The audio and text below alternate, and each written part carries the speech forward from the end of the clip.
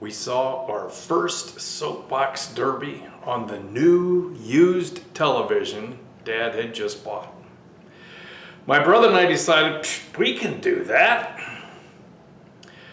Our church was building a new building and it was being roofed with decking. Now, decking is a 4-inch by 6-inch tongue and groove board used as a subroof. There were many scraps laying around, so we decided to build a totally illegal soapbox derby car out of the 4x6 decking. The next problem was there was no derby in our little town and there was no one to race. So we promoted a soapbox derby in our own neighborhood. The day arrived for the race, and it was agreed that I would be the driver and my brother the mechanic. I got ready. The steering mechanism was a rope, and we knew we were heavier than any other car. Ours was made of 4x6 decking. The flag dropped, and we started rolling. And I was leading and widening the gap. Then about halfway down the hill, it dawned on me that we had not included any kind of braking system in this car. This very heavy car.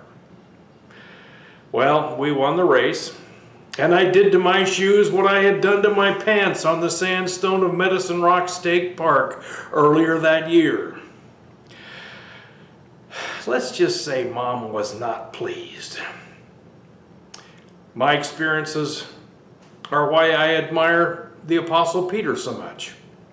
He acted without thinking things through as well.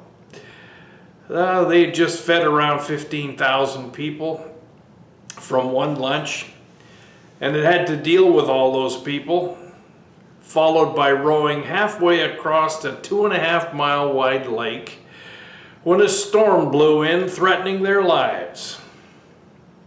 Shortly before dawn, Jesus went out to them walking on the lake. When the disciples saw him walking on the lake, they were terrified. "It's a ghost," they said, and cried out in fear. But Jesus immediately said to them, "Take courage. It is I. Don't be afraid." It is I in the Greek is ego eimi, which is the divine pronoun. "Lord, if it is you," Peter replied, "tell me to come to you on the water." "Come," he said. Then Peter got down out of the boat, walked on the water, and came toward Jesus. But when he saw the wind, he was afraid and began to sink, crying, "Lord, save me!"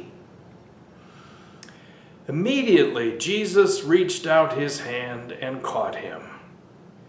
"You of little faith," he said, "why did you doubt?"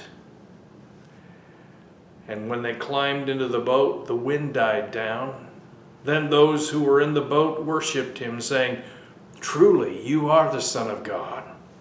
It's Matthew chapter 14, verses 25 through 33. Now, people often make fun of Peter for his lack of faith. But think about this. Peter was the only one brave enough to get out of the boat in the middle of a storm.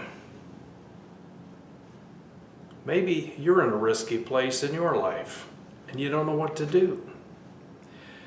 May I remind you that if Jesus calls you to it, he will guide you through it. So have a confident day in him. Bye-bye.